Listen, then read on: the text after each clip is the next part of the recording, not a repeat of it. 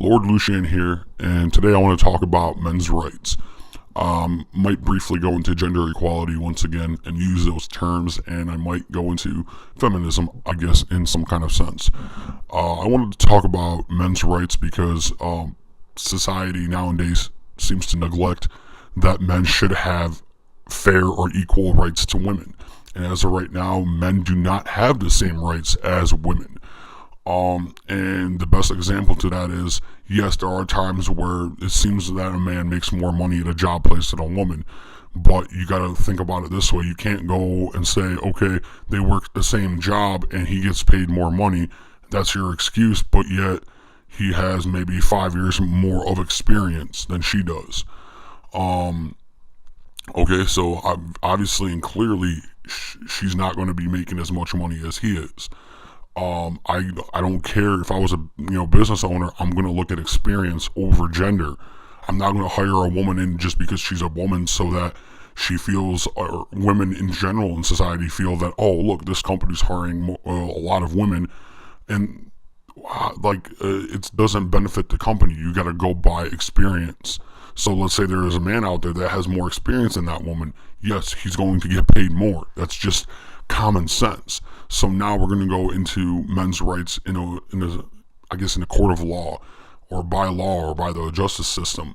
When a man and woman gets married and they have a divorce, 90% of the time the woman will take his house, will take a good chunk or high percentage of his savings. She will take his children. Where does that leave a man? Okay, so a man is homeless. He has no home, so either A, he gets an apartment or goes back to his parents.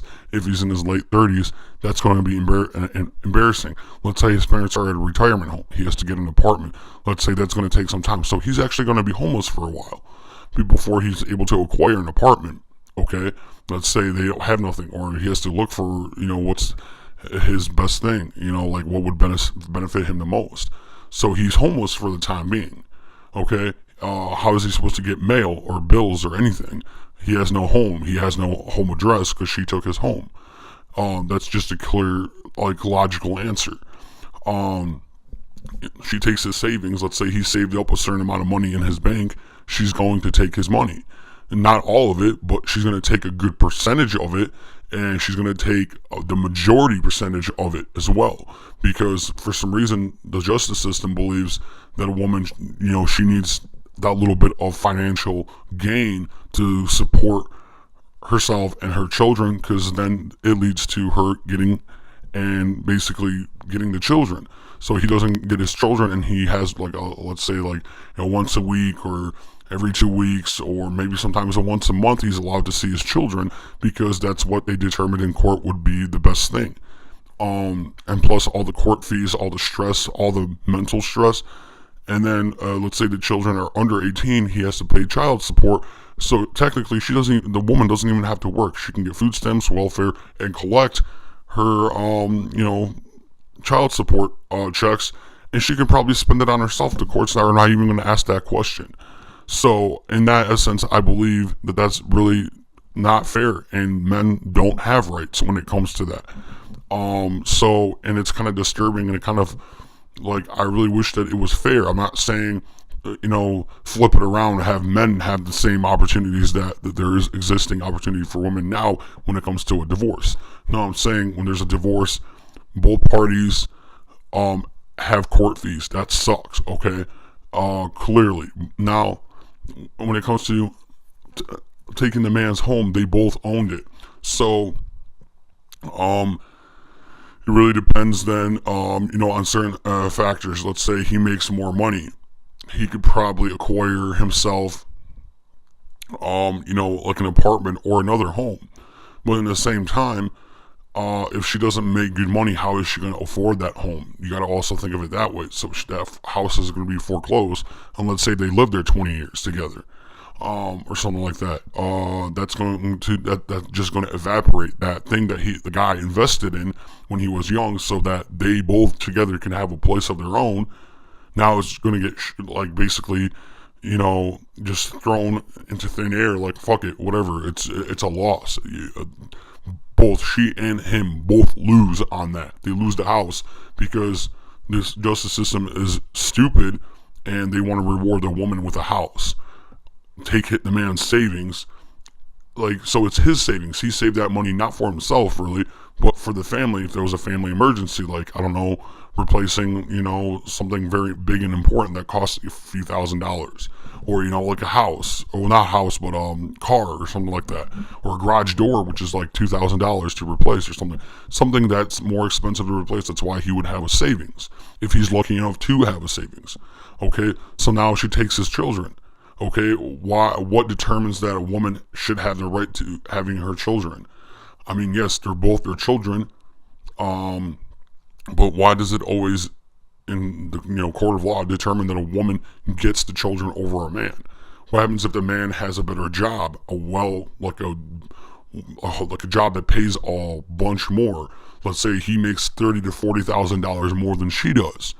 Wouldn't you think that would be more of a benefit for those children to go live with the father because the father makes more money, so they get better things because the father makes more money? They can get a better education potentially.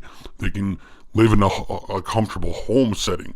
And I'm not saying that the woman has to pay child support, but I think it would be interesting if society decided, let's see what happens if a woman has to pay child support and support her children by paying the man.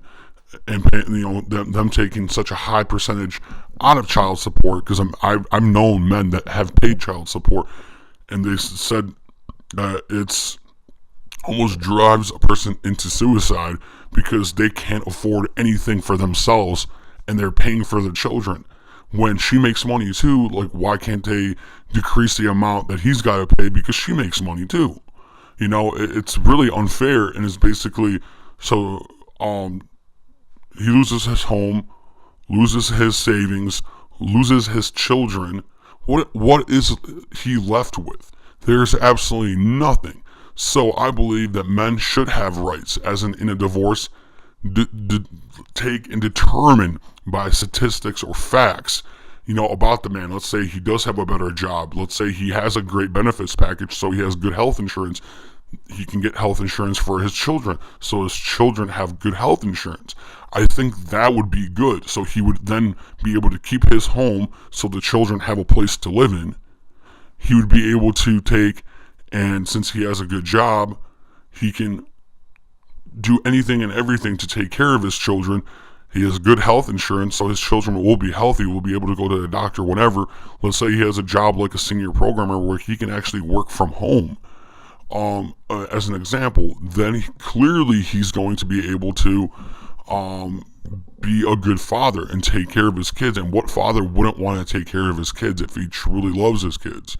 So I don't understand this whole like this anti-men rhetoric in the court of law. Technically, you would think that the courts would have to be not biased at all toward gender. But yet women have more rights in a court of law when it comes to a divorce proceeding. So this leads me to saying that it's full of shit. It sucks. And that's one of the reasons why some men are deciding now, I don't feel like getting married. I don't feel like being in a relationship because men don't benefit out of it. They're okay. Most men will be like, well, I'll just, if she wants to fuck, we'll fuck, and that's about it. That's all they'll do. They'll have sex and they move on to another person. Because being in a relationship can ruin a man's life, because he's going to maybe be almost like blackmailed into being married. He will feel bad if he doesn't put a ring on it because, they've been together 3 years, in that example. So where I'm trying to get at is that the court system and the court of law should be more fair towards men.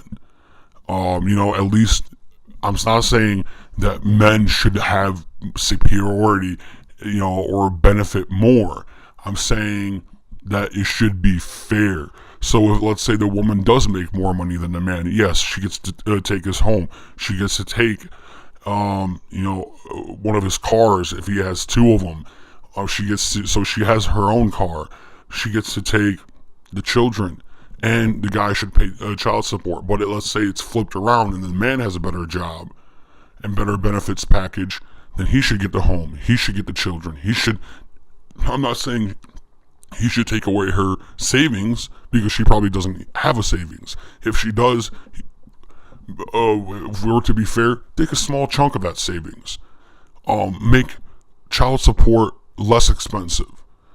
Lord Lucian, and that's all I got to say about men's rights. And I am proud to say that I do support men's rights, and I believe that men have been neglected for many years now here in this country of the United States, and I feel that it's wrong and it should be changed immediately so that it's fair, not sexist or anti-women, just fair. A simple, easygoing word, fair.